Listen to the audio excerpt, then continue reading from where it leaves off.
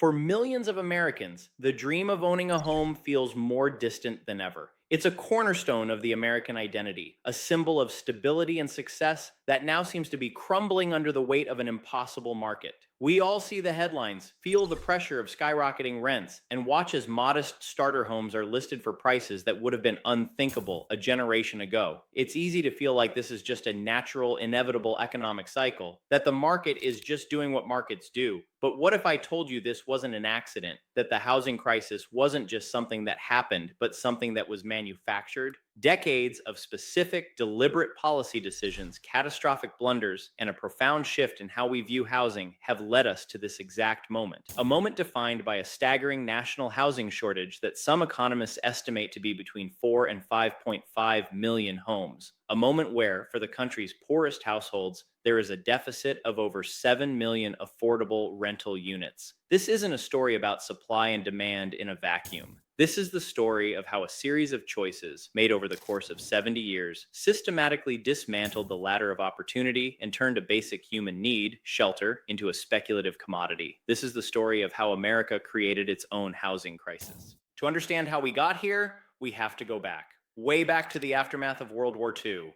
America was victorious, the economy was booming, and millions of GIs were returning home, ready to start families and build their lives. The nation needed housing, and it needed it fast. In response, the government didn't just stand by, it acted decisively. Through programs like the GI Bill and the creation of federal agencies to back home loans, it became an active partner in creating the American dream of homeownership. This era gave birth to two innovations that would define the next half century: the suburb and the 30-year fixed rate mortgage. Suddenly, a middle class family could buy a brand new home with a low down payment and a predictable monthly cost, allowing them to build equity and generational wealth. For a huge number of Americans, this system worked spectacularly. It fueled the construction of millions of single family homes and created a broad property owning middle class. It was a social contract underwritten by the federal government: work hard, play by the rules, and you can own a piece of the American dream. But this dream was not available to everyone. From its very inception, it was designed with deep structural flaws.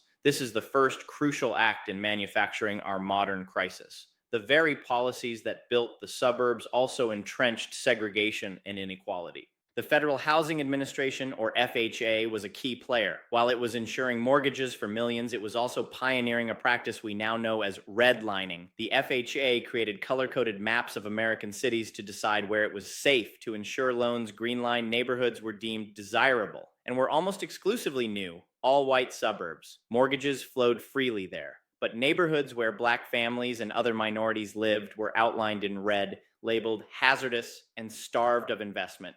Following the government's lead, banks simply refused to lend to anyone in these areas, no matter how creditworthy they were as individuals. This wasn't just a quiet bias, it was explicit government policy. The FHA's own underwriting manual was brutally clear, warning against inharmonious racial groups and recommending restrictive covenants, legal clauses in deeds that flat out forbade selling a property to non-white buyers. The effect was devastating and permanent. It systematically denied Black families access to the single greatest wealth building tool of the 20th century: home equity. While white families built fortunes as their homes appreciated, Black families were trapped in divested communities where property values stagnated or fell. At the same time, a second powerful tool of exclusion was being perfected at the local level: exclusionary zoning. As suburbs popped up, they passed land use laws designed to keep certain people out. These laws mandated things like huge lot sizes, minimum square footage for homes, and outright bans on any multifamily housing like duplexes or apartments. The stated goal was to protect property values, but the real result was making it impossible to build more affordable entry-level homes. If you can only build a huge house on an expensive 1-acre lot, you've effectively priced out working-class and middle-class families, which disproportionately meant families of color. So, while one hand of the government was building the dream of mass homeownership, the other was meticulously drawing the lines around who was allowed to participate. This was the original sin of American housing policy. It created two separate and unequal markets: one that was subsidized and designed for wealth, and another that was starved of capital and designed for extraction. The seeds of the 2025 affordability crisis were sown right here, in the so-called golden age of the 1950s. The foundation was flawed from the start.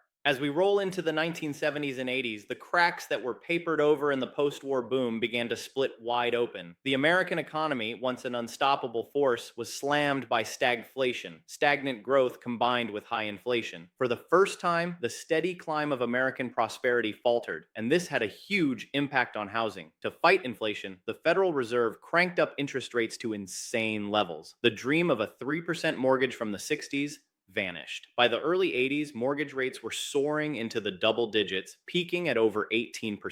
The basic math of buying a home was fundamentally broken. A mortgage that was once affordable became an impossible burden, choking off the dream for a new generation. But as significant as that economic shock was, a parallel shift in government policy would prove far more consequential in the long run. This was the era when America began to actively tear down its own housing safety net. Let's talk about public housing. For decades, whatever its flaws, public housing was a crucial source of deeply affordable shelter for the nation's poorest citizens. It was the housing of last resort. But in the 1980s, a new political ideology took hold in Washington, one that was deeply skeptical of government and preached that the free market could solve all social problems, including housing. The philosophical shift was a tidal wave. Housing was no longer seen primarily as a social good, a basic need the government should help secure. Instead, it was framed as a private commodity, best left to the market. The result was a declaration of war on public housing. Federal investment was slashed. The flow of money used to build and maintain these properties was turned off.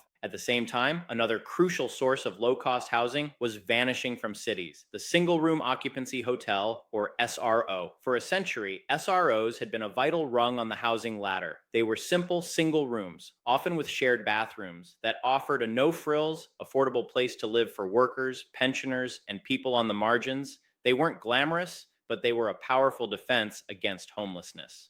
During the urban renewal pushes of the 70s and 80s, however, cities began to see these buildings not as essential housing, but as blight. They were in the way of gleaming new office towers and luxury condos. Through zoning changes and aggressive redevelopment, tens of thousands of SRO units were demolished across the country. In cities like New York and San Francisco, entire neighborhoods of affordable housing were wiped off the map, with almost nothing built to replace them. Each demolished SRO was another tear in the social safety net. This combination, the retreat from public housing and the destruction of SROs, was catastrophic. It was a 1-2 punch to the nation's most vulnerable people. The government was getting out of the housing business for the poor, just as the private market was eliminating the cheapest forms of shelter. This vacuum wasn't filled with some new, innovative solution. It was filled with something else. Financialization. As the government stepped back, Wall Street stepped in housing, and the land under it was increasingly seen not as a place to live, but as a financial asset to be traded. Real estate investment trusts, or REITs, began to grow, allowing investors to buy shares in huge portfolios of properties, further turning housing into an abstraction on a balance sheet. The 1980s, therefore, mark a profound turning point. The economy made affording a home harder for everyone, but the policy decisions were a deliberate act of sabotage against affordable housing by defunding public housing and letting the private market destroy low-cost alternatives. We consciously chose a future with more housing insecurity. The crisis was being manufactured, piece by deliberate piece. The 1990s were, on the surface, a time of prosperity. The tech boom was on, the stock market was soaring, and the economic anxiety of the 80s seemed to fade. But beneath that calm surface, the machinery manufacturing the housing crisis was still churning away quietly and efficiently. This decade wasn't defined by a big shock, but by a series of obscure policy decisions that would lock in the failures of the past and make them nearly impossible to reverse. Let's talk about 1996. A piece of legislation called the Fair Cloth Amendment was passed. It sounds harmless, but what it did was radical. The amendment placed a hard cap on the number of public housing units in America. It decreed that the total number of public housing units could never again exceed the number that existed on October 1st, 1999. Think about what that means. It didn't just stop the funding for new public housing, it made it illegal for the federal government to build even one net new unit ever again. Even as the country's population grew, even as poverty and homelessness spiraled, the main tool the government once had to house its poorest citizens was permanently locked away. This single amendment was a legislative guarantee that the supply of deeply affordable housing could never keep up with demand. It was a point of no return, but it gets worse. While the government was tying its own hands, it was actively demolishing the public housing it already had. Another program, Hope 6, was born from a mix of good intentions and flawed execution. The idea was to break up concentrated poverty in large, aging public housing projects by demolishing them and building mixed income communities in their place. In theory, it sounded promising. In practice, it was a disaster for the low income residents it was supposed to help. The program was built on a lie of one-for-one replacement.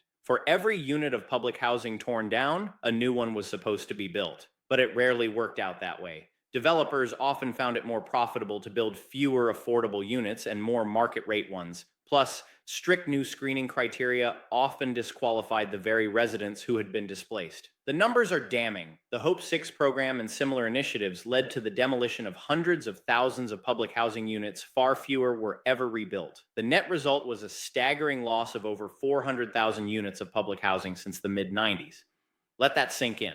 In a country with a growing affordability problem, the government funded the destruction of nearly 500,000 homes for the poor and then kept a law on the books making it illegal to replace them. This brings us to the Low Income Housing Tax Credit, or LIHTC. As the government backed away from building public housing, LIHTC became the main tool for producing affordable rentals. The program gives tax credits to private developers who agree to set aside a portion of units for low-income renters. LIHTC is a vital part of today's housing landscape, but it has a major built-in flaw. The affordability rules aren't permanent. Typically, after just 15 or 30 years, the owner is free to convert the affordable units to whatever the market will bear. This creates a situation where we are constantly losing affordable housing out the back door while struggling to finance new units through the front. It's like trying to fill a bucket with a giant hole in the bottom. We are in a constant race against time, as the affordable housing we paid for in the 90s is now vanishing.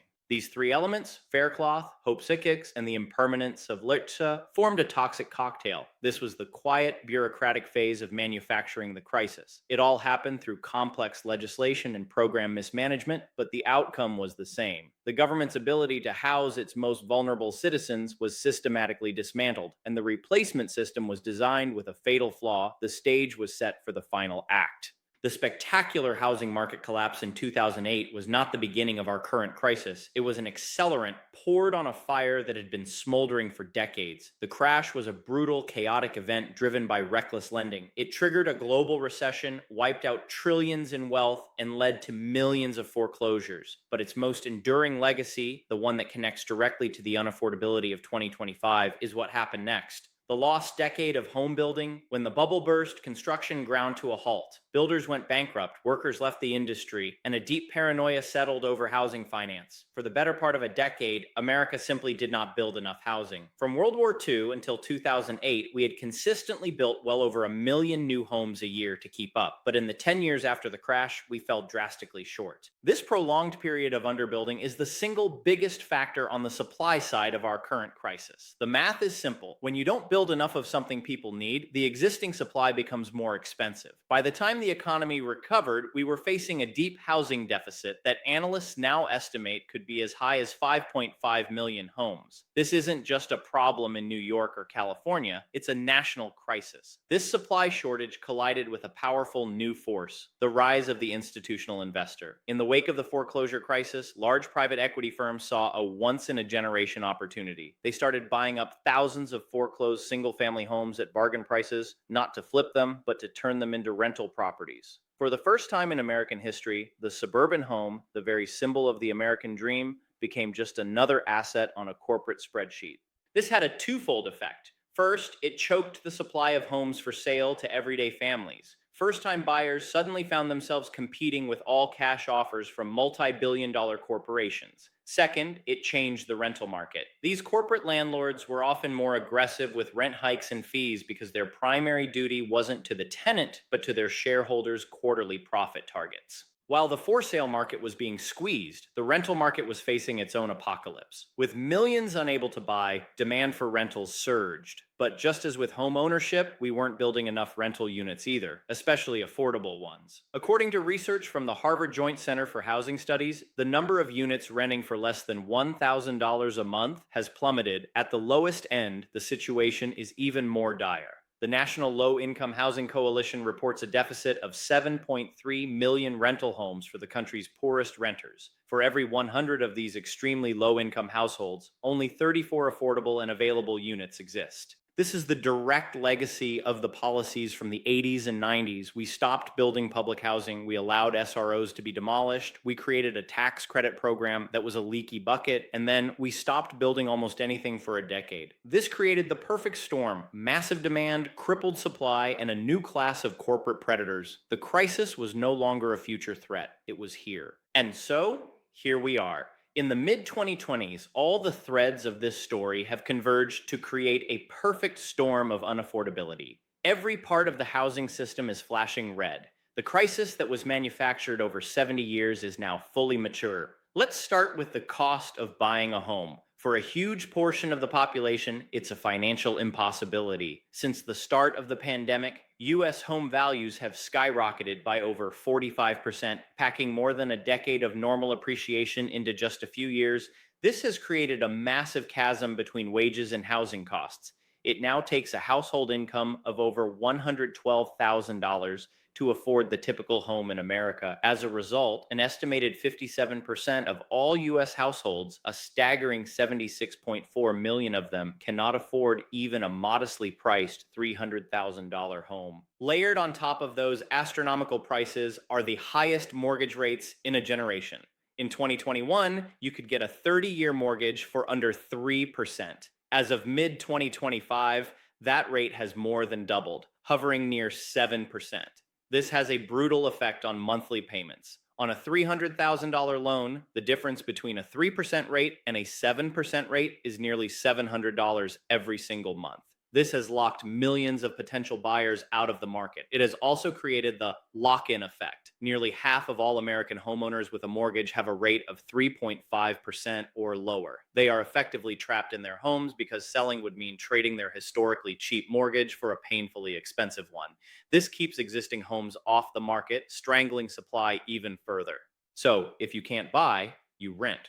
But the rental market offers no escape. In fact, it's arguably worse. As we've discussed, there is a systemic nationwide shortage of affordable rental units. For every 100 of the poorest renter households, there are only 34 affordable and available homes. This intense competition means landlords can charge more, and rents are up more than 20% nationwide since the start of the pandemic. Today, half of all American renters are cost burdened, meaning they spend more than 30% of their income on housing. For millions, it's much worse. They are severely cost burdened, spending over 50% of their income just to keep a roof over their heads. And what about the safety nets? They're in tatters. The main federal program to help low-income families with rent is the Housing Choice Voucher Program, once known as Section 8. But the program is so chronically underfunded that it's basically a lottery. Only 1 in 4 households that are eligible for a voucher actually gets one. The rest are put on waiting lists that can be years or even decades long. In many cities, those waiting lists are simply closed. Help exists, but you almost certainly can't get it. This is the culmination. This is the manufactured